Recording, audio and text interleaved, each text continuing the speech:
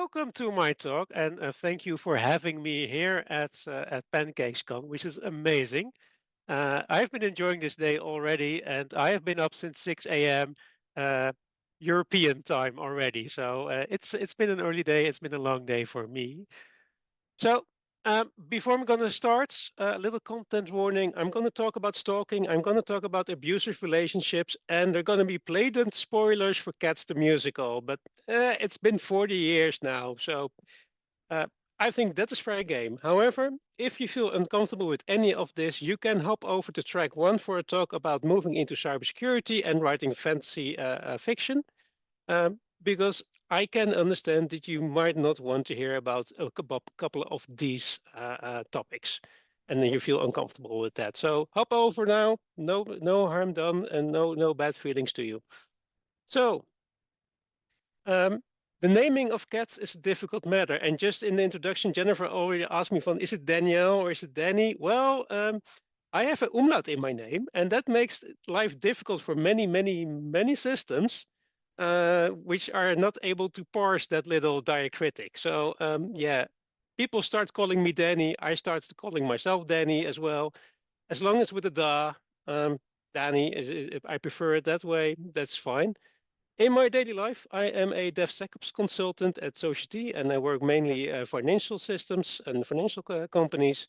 I'm also a member of the Women in Cybersecurity Community Association, which is a very nice backronym coming down to Wicca. Um, and I have the broom to prove it and to bring me to our conference that's happening in Halloween. That's called WICCON. Um, and above all, I'm also a musical lover, and my claim to fame is that I'm in the top 0.5% of Andrew Lloyd Webber listeners on Spotify. Um, maybe not claim to fame, but hey, it is one. Um, and you might have heard already from my accent, I am Dutch. Pancakes look like this in the Netherlands, and they should be about the size of your plate. Anything smaller, yeah, it's kind of American pancakes in our country. So why am I doing this talk? Well, a couple of years ago already, I went to May Contain Hackers, the big Dutch hacker camp, and I listened to a talk. It's not just stalkerware given by My Fair Lady. It's going to be a link to this later on. Um, and she talked about how to get rid of stalkerware from your phone if your ex-partner or abusive partner is stalking you that way. And somebody in the audience asked, like, are there any checklists? And there aren't any checklists. That was the answer. And I've been looking through those kind of things. I found some tips and tricks and some guidance around the internet, but no comprehensive checklists. And also none of all those sources like do a proper threat modeling that connects all the systems that you have and connect them and see and let them see you how they are interconnected and how they can give access to each other. In my daily work, I do threat modeling all the time. This is my bread and butter nowadays. And can we not just apply this to our personal life? Well, here on screen, you have like the official threat modeling definition according to the threat modeling manifesto. But you can make it yourself way much easier because threat modeling, according to the manifesto and people like Adam Shostak, is asking yourself 4 questions. Well, for this talk, I make it 5 questions. So the first question is, what are we working on? What is the system that we have that we're going to threat model for? Is it my banking account? Is it my phone? Is it all my entire digital life? What are you working on? And make a diagram of that. Then you can think about what can go wrong? How can this be abused? And you can approach it from different ways. And we're going to see how we're going to do that later. If we know, like, okay, this can go wrong, it can be abused in this way, what are we going to do about that? How do we prevent this from happening? And finally, you're going to look back at that. Did we do a good enough job? Have we done all the things that we needed to do? These are the 4 official questions. And now comes my 5th question. And how does this all apply to Jellicle cats? What's a Jellicle cat, you might say? Well, the Jellicles are a tribe of cats that star in the hit musical Cats, which is my second topic of this talk. And I've been making this hard for me because I'm going to interleaving my 2 topics. And I'm going to use some of the plot of Cats the Musical to explain personal threat model in order to fend off the stalkers. Due to limitations about content matching and IP rights, etc., I cannot play you any music, which is sad because the music is amazing. But I will provide you with some resources later on in this talk where you can listen and you can watch this show. So first off, what is Cats, the musical? Well, Hell, It's About Cats is one of the answers that Andrew Lloyd Webber ever gave to a friend like who was asking, so what is the show about? No, it's about cats. It's a concept musical. It's completely sung and danced through, based on poems by T.S. Eliot that he wrote back in the 1930s for his godchildren. It's a stack of silly poems about silly cats. Andrew Lloyd Webber, as the composer, turned it into a musical together with Gillian Lynn as a choreographer and Trevor Nunn as a director and designer. And you might want to know that Trevor Nunn has his heritage, has his roots in the Royal Shakespeare Company. That carries over in all his other work. Everything has an intention in his work, also in the Silly Cat musical. This show has been so successful that the world has not been without an active production ever since it opened back in 1981. The original runs in the West End in London lasted for 21 years. The original run on Broadway lasted about 18 years. Those are closed now, but they held the record for longest running productions for a couple of years until they were taken over by Phantom, also Andrew Lloyd Webber. There are currently 2 running official productions. One is in Japan and one is on the Oasis of the Seas. They perform this at sea, at a moving ship. And if you're going to see the show, you're going to think that is really impressive if you're going to do this on a moving ship. There is a theater pro shots filmed in 1998, which is the most accessible version because you can find it online. It's downloadable. It's in bits and pieces. It's on YouTube as well. And there is also a CGI movie that's made in 2019 by Tom Hooper, and I like to treat it like the odd-numbered Star Trek movies. We don't discuss it. This show brought also some innovation to musical theater. It was the first show where every performer on stage had a radio microphone. Not just a few, but every performer, so they could get away with microphones on the stage edge. However, it's dancing, there's a lot of sweating involved. All the microphones had to be packed in big condoms. So can you imagine being the stagehands being sent out to the pharmacy around the corner to buy another family pack of XL unlubricated condoms every single day?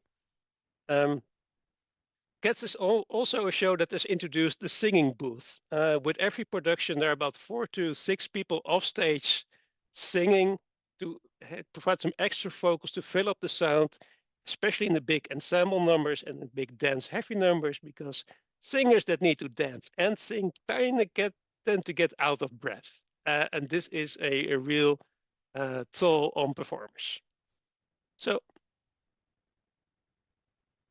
what is Cats about? If you're going to walk into a show, you're going to be greeted by the junkyard. And there, Jellicle cats meet once a year at the Jellicle Ball where we all rejoice. And the Jellicle leader will soon appear and make what is known as the Jellicle choice.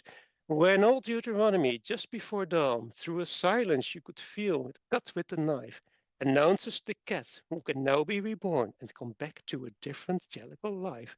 For waiting up there is the heavy-side lair, full of wonders one Jellicle only will see. And Jellicles asks, because Jellicles dare. Who will it be? And that's all the singing I'm going to do for you. So don't worry about that. I know I'm not a great singer, but I thought this was interesting enough to tell. Because this is the story about cats. It's been told to you.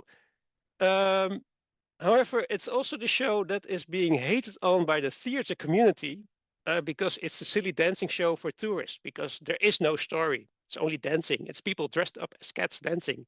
It's people dressed up as cats that dress up as cockroaches dancing. So it's set for yeah, and there's no real storyline. And I beg to differ because there are multiple storylines and story arcs in there. But like Lord of the Rings, you have to dig into secondary sources, to interviews with creators, interviews with performers, to get to all the little bits of stories. You will not find it if you're going to see it just for once. And the main story that I just told you is the talent show. A bunch of cats wants to be elected or been chosen to be reborn in a new life. So that's, and if you're going to see it for the first time and that's all you'll see, it's fine. Trust me. So the Jellicle tribe consists of, for beginning, the leader, Old Deuteronomy. If you're into Nightmare Before Christmas, and at least one of you is, this is Ken Page, who performed it on Broadway, who also performed it in the '98 movie. You might also know him as Oogie Boogie. And there are a whole bunch of more cats, and every cat has its own character and their own tricks and things. So we have Jenny Onidots. She has trained cockroaches to tap dance, and we'll see the tap dancing cockroaches. We have the Rum Tum Tugger, the Playboy, the only one who says a single meow on stage, because there's only one meow on stage, and that is it. He has a bunch of groupies found in the kittens. We have the thieving and mischief makers, Mungo Jerry and Rumple Teaser. They steal roast from the oven. They are knocking over Ming vases. And we have Skimble Shanks, who builds an entire train out of pot lids and bicycle wheels together with the rest of the cats on stage during a song. And of course, this one you will probably know, Grisabella. Grisabella, who was cast out of the tribe and tries to come back singing the most well-known song, Memory. And even if you've never seen this show, you will have heard Memory somewhere on the radio. It has been a big hit back in the 80s, sung by either Elaine Page, you see in the picture here, or Betty Buckley, who did the Broadway versions, or it has been covered by Celine Dion. It has been covered by Barbara Streisand, things like that. So there is a whole slew of characters, and we're going to focus on two of them. First, there is Demeter. The show opens up with Demeter running into the running into the junkyard, obviously fleeing for someone. And as with all the characters, she is defined by three words: skittish, cautious, and paranoid. She has some connection with Grisabella, but nobody really knows what and where. She is very good friends with Bon Ballerina, with whom she hangs out all the time. And she used to date Macavity. And if you're going to dive into secondary sources, you will see a little video clip of Jilan Lin instructing one of the performers playing Demeter. And she says, well, the man was wonderful when he made love to me, but I hated him. There are little things canon about the cat's world. But the one thing that is that Demeter and Macavity had an abusive relationship.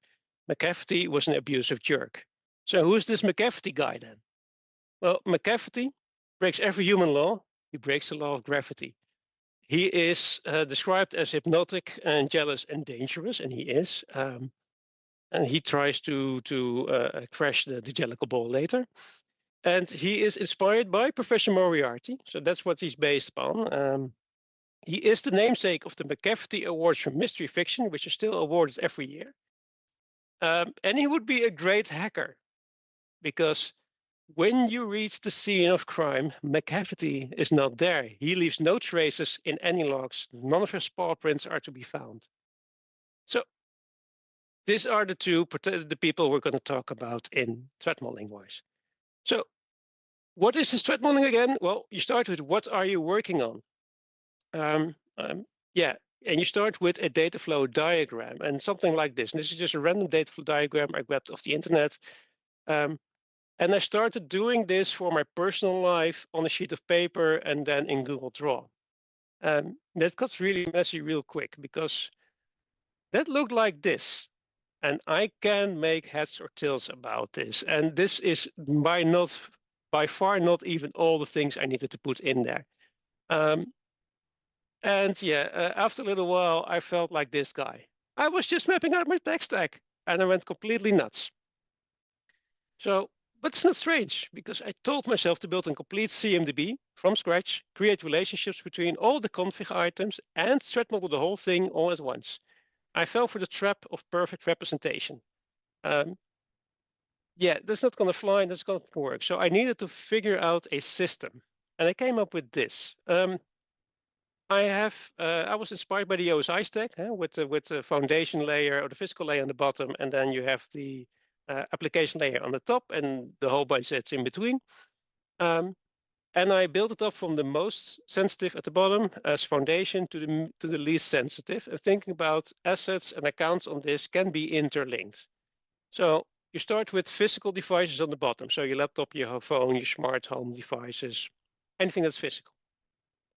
On your physical devices, you have access to your primary accounts, to your Google and your Apple ID and your Facebook and your password managers, accounts that give access to other accounts. And Facebook is a single sign-on provider for private people.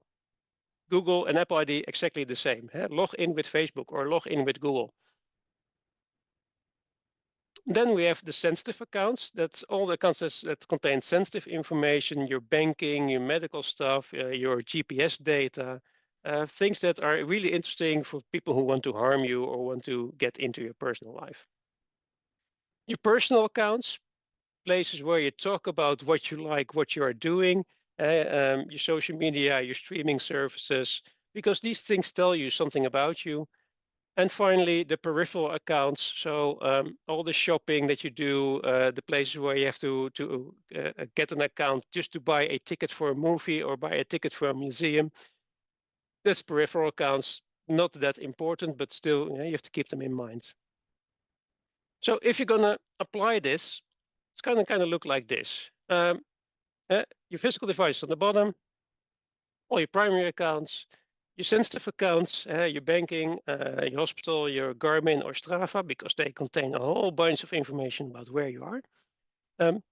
If you're in a place where abortion is an issue, is illegal or might become illegal, your menstrual cycle tracker apps might be an issue here as well, because there already have been issues where law enforcement has used that data to prosecute people. Then we have all your personal accounts, your messaging, your forums, etc., and all the peripherals, the cinema, the Ticketmaster, if you want to go to a show, things that contain some of your information, but might not even be all your true information. But these are the things. Oh, I've highlighted a bunch in green now that contain GPS data that know exactly where you are and when. And these things are kind of interlinked. So your phone gives access to WhatsApp or gives access to Google or Apple ID. And for most people, if I have your unlocked phone in my hand, I have control over your entire life. Because your phone gives access to your email accounts, it gives access to all your other accounts because usually they are logged in. So unlocked phone, access to your entire life. But then we have the partner's devices. Because your partner devices might be connected to any of your accounts, and your partner might turn out evil, like Macavity did. They had a relationship, but he turned out to be a bad guy. He turned out to be an abusive jerk. So this is something that you might want to think about. He might have access to your Google because you shared your account once or logged in on his device.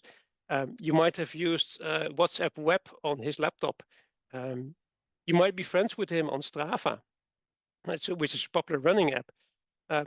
All of a sudden, your partner's devices can be a risk and can be stalkerware. Even all the stalkerware that we're talking about, most of it you already install yourself because you like the functionality of running apps, of WhatsApp, of messaging, etc. And then there is also the stalkerware, and the evil trackers that are dropped in your bag that are installed by your partner that might be on your devices as well. But like I said, most of the stalkerware we install ourselves. So how does this work if you're going to apply this to a single thing?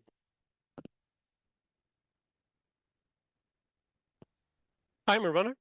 I like to go for a run, and I do that with my Garmin smartwatch that tracks my GPS data. So that connects to my phone. My phone connects to my Garmin account to track all the information. My Garmin account synchronizes to Strava, which is a popular running app. And with Strava, I can share to social media if I want. That kind of looks like this. This is one of my runs. This is one I did on holiday, so I'm not too afraid to share this with exact starting points. If you look at this, you know where I've been, when I started running, when I stopped running. You can figure out where my hotel was in Vienna. I've looked at some friends on Strava that I'm friends with, and for most of them, I could figure out within about 15 to 50 meters to where they lived, just based on a handful of runs or bike runs. So this is something that you might want to consider. And I've given this talk earlier, a couple of months ago. And about a week after I given this talk, there was a video out featuring Jack Rhysider, the host of Darknet Diaries, talking about that he was basically doxxed by Strava. He got an email from, yo, dude, we know where you live. And this is someone who is very private, who is very secure, and who has a lot of good OPSEC. But if you forgot, he had Strava on, and Strava used to have everything public by default. And that is a lot of information to share with anyone who just wants to have a look at it. So how do you going to approach this if you're going to think, okay, how can this go wrong? Well, there are a bunch of methods. Stride is very well known for a technical perspective. Linden is known for more a privacy perspective, but I want to keep it simple, and I'm going to go for persona non grata, bad people. And bad people is basically role playing, and there's been some more role playing talk at PancakesCon as well. And it is thinking about who are they, what is their motivation, what are their objectives, and how much effort are they willing to put in terms of perseverance, in terms of skill, in terms of funding. So if we're going to apply this to Macavity, the Napoleon of crime, who is he? Well, he's Demeter's ex-partner. He had access to her devices at some point. They shared some accounts. His motivation is jealousy. He feels that she belongs to only him, and he wants to assert dominance over her. His objective is to track her, exert control, gain physical access to the ball, and control the Jellicle tribe. That's a secondary thing as well. And this effort is obsessive. He has a couple of accomplices. I might mention Mungo Jerry, and I could mention Drillbone. And this is our threat. This is our malicious actor we're going to think about. So back to our run. If Demeter is going to go running and she uses the same setup with Garmin and Strava, Macavity might be a follower, either direct or via groups or indirect. He also, where's my mouse? There's also a bit of gamification, these kind of apps with leaderboards and segments and flybys. And flyby is basically if you do a run and you come across another one who's also using Strava, and you get a ping from, hey, you came across this and this dude, would you like to be friends with them? All these kind of things in Strava, you have to set up your privacy separately. Very nice, it can be fine ingrained, but it's also something that you need to go through all the settings. And Strava used to be public by default. I'm using nowadays the Garmin Go app, Garmin Connect app, and Garmin is private by default, which is way better. So, and of course, if you're going to post about your runs on social media in public posts, it tells a lot about your routes and habits.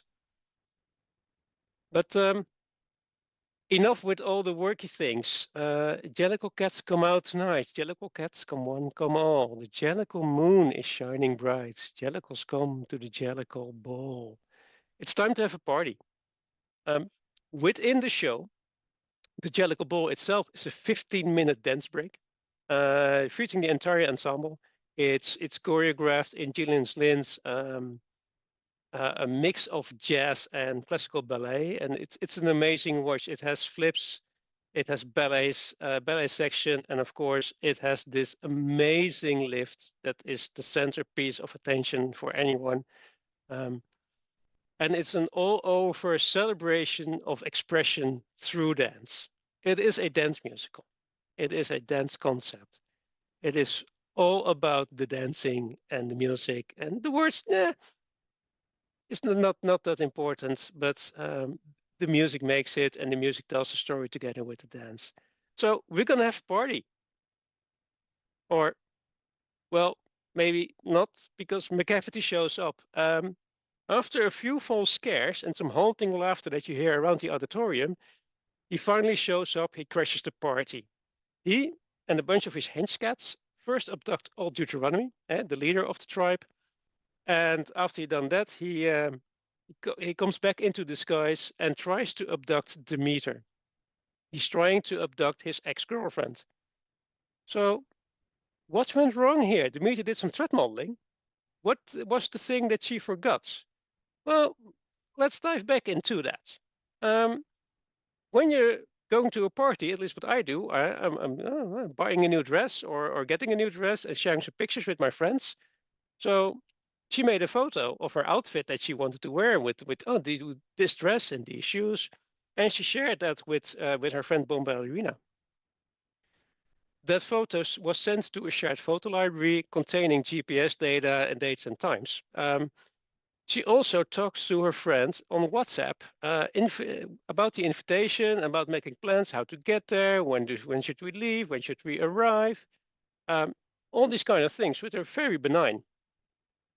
However, during their relationship, she had shared some accounts, so Macavity has access to a shared photo library, which was very nice at the time, but turns out to bite her in the butt now. And she also used his laptop once to log into the web application of WhatsApp just to send some messages, and she forgot to log that one out. This is why he could know where she was, and he could figure it out because he could just read all her messages. So if you take these things into account and you're writing it down, you come up with a threat model. Yeah, you write down your threats, you write down your mitigations, physical stalking during the workouts, stop sharing your workout on Strava, set privacy permissions. You might want to change your routes and routines. I go for the same run every Friday morning around the same time. So if you get access to my Strava, you kind of know where I am, what I'm doing on Friday morning at around 8 between 8 and 10 p.m. somewhere, 8 and 10 a.m.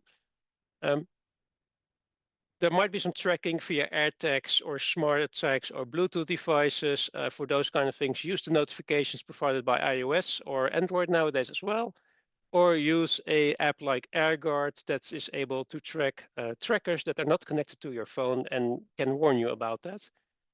For the installing of stalkerware or spouseware, as it's sometimes called, or family controls, there is some antivirus that will report on it. There is some anti-stalkerware tooling that will report on it, but will not be visible to your stalker, which might be important. You can reset your devices. Keep in mind, if you just gonna buy a new phone or just do a factory reset and log into your Android account or log into your Apple account again, your phone will happily install all the old applications that were on your previous phone automatically, including the evil ones. So keep in mind, if you're going to do it, if you're going to go that route, that is a thing that happens. He had access to messaging apps on shared devices. In these kind of things, breakups, log out all your devices, all your sessions, rotate your password, enable multi-factor authentication if you've not done that already, and make sure that you also control the second factor. Consider not sharing your devices or access in the first place. And this is how much risk appetite will you have? How much risk are you willing to take? And because a lot of these functions are nice to have, are things that we want to use because they're cool, they're fun, they make life easier. There is no right or wrong answer in this. There is no good or bad one. You should never do this. You can do that. You have to think about it yourself. Can I trust my partner? How good is my partner? How long have we known each other? This is a hard question. And he had continued access to the photos, including all the metadata, revoke access to shared photo albums or shared backup services. Don't forget those. And again, rotate password, enable multi-factor authentication, etc., etc. If you're going to act on this, consider the risk of escalation and violence. So you first might want to make sure that you're in a safe place, that you have some friends with you, or that you are with some friends, or you might want to involve law enforcement. Before acting, consider the risk of escalation violence, because this can be a thing. So if you see stalkerware on your phone, don't just immediately delete it. If you're in an abusive partner situation, he might turn violent. So keep in mind of that. So if you're gonna look back to the fourth question, did the meter do a good enough job? Well, she thought long and hard. She made a diagram of her digital life, and she had some help with friends. She went through the diagram systematically, thinking about threats, thinking how Macavity could abuse the kind of things. And she has things to do to mitigate those threats. Some of them she'd done already. So yeah, she did a good job. She worked there, but did she really do a good enough job? Because, well, her ex crashed the party. He abducted Old Deuteronomy. He attempted to abduct her. He had to be fought off by the rest of the tribe. So she might not have done the best job at all. However, she also found strength in numbers. She was with trusted friends. She had a backup plan. And threat modeling is mostly about preventing bad things from happening, but it is also about having a backup plan and having measures in place that after things go south, after things go wrong, that you can recover from it. And this goes for corporate environments, have backups.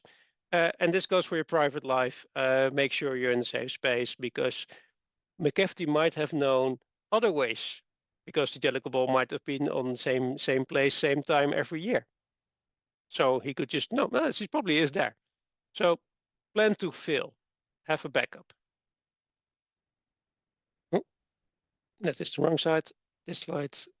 So Macavity is fought off in a fierce fight by the entire tribe. It's an amazing piece of choreography again, involving a bunch of the different cats that do all the clawing and the fighting and the barking, and it's super cool to see and to follow through. So how does this happen? How does the story end? Well, Mr. Mistopheles, the clever cat, the magical cat, magic's back, all Deuteronomy. So he is back. He saves the day, and they can enjoy the party some more and finish and do the Jellicle choice and see who's going to be reborn.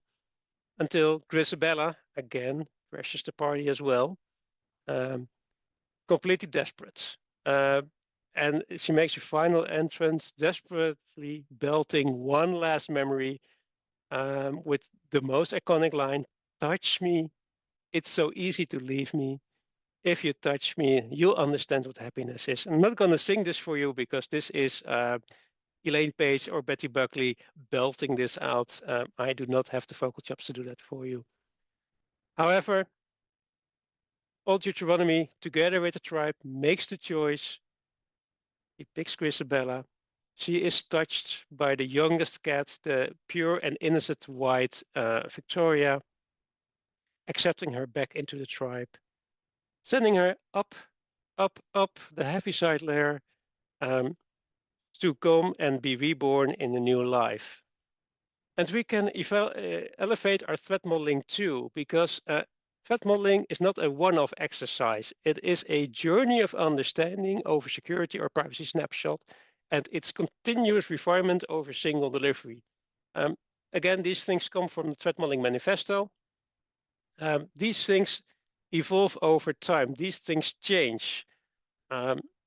You want to keep in account, because every couple of months, new attacks come out. You buy a new device. I just bought a new tablet that I linked to some of my accounts, which means I got a whole new attack vector to think about. So you want to think about these things on a regular basis. Is my threat model still accurate? Do my mitigations still work? Do I need to figure something new out? Is there a new threat around? Do I have a new partner? These are things that you might want to keep thinking about. And I'm not the biggest fan of agile way of working, but you have to start somewhere, minimum viable products, and iterate on that. So I promise you a bunch of resources, and you should, if Slack is working right, you should have had this link also in the chat. And if not, I can share it with you later. You can also scan the QR code, goes to this GitHub page. This is the point where I'm going to reveal my hidden agenda, because I don't just want you to threat model. I also want to join me in enjoying Cats the musical. For time limitations and content matching, I haven't included any music. So I'm going to give you resources where you can go and give it a listen or give it a watch. Because Cats was the one thing that kept me sane during the COVID lockdowns. It was total escapism.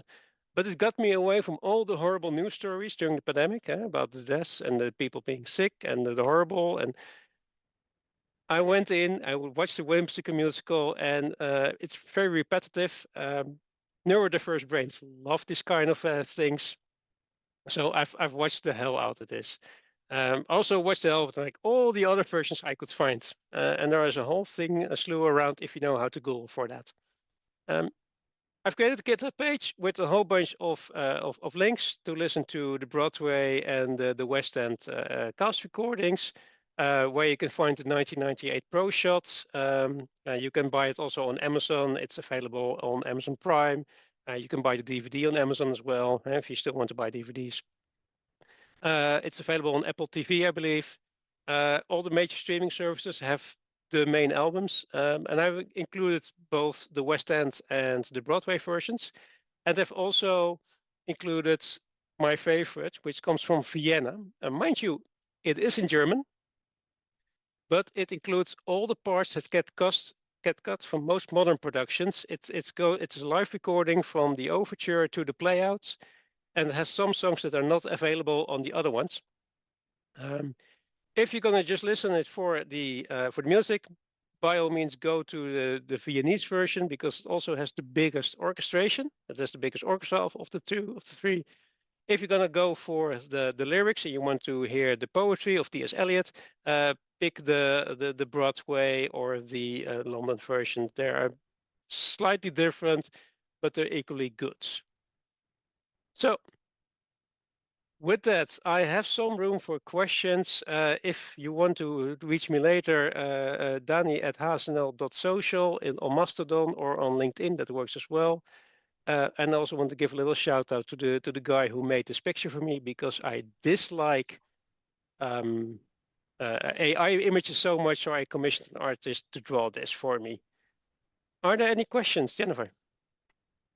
Hey, Dany, that was brilliantly done. There's no direct questions in the Slack that I can see right now, just lots of chat and feedback. But I will be honest, that presentation sort of gave me some cognitive dissonance, because on the one hand, it's so lovely to watch you talking about cats, because I love to see people share their joy of something they love so much. And the cats are so cute, and you're very cute when you talk about it. So it was, and that way it was great and fun, but I don't want within that to be lost the rather chilling nature of what you're talking about. And people were definitely reacting to that part of it as well. I think at one point you used the word spouseware, which is not your name for it, but something that people sometimes call it. And that got a reaction in the Slack. So as much as you are delightful, and I could see that it was breaking your heart to not have actual music in the presentation, but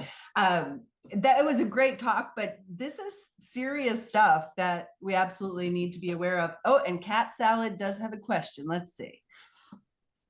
Oh, is this what your question is? Kat would like to know, how appropriate would it be to see Cats the musical again, cosplaying as a cat, with the caveat that she's asking for a friend?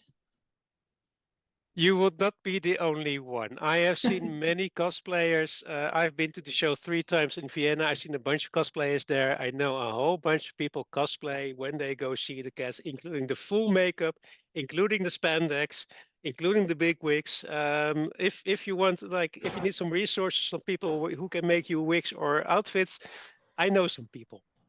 So poke me on Slack or on Mastodon or something.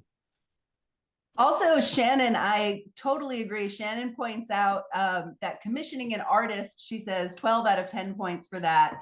I think that's really great too, because it's so easy to make AI generated images these days. And it's really important to keep our independent artists working. So agree on that point, Shannon.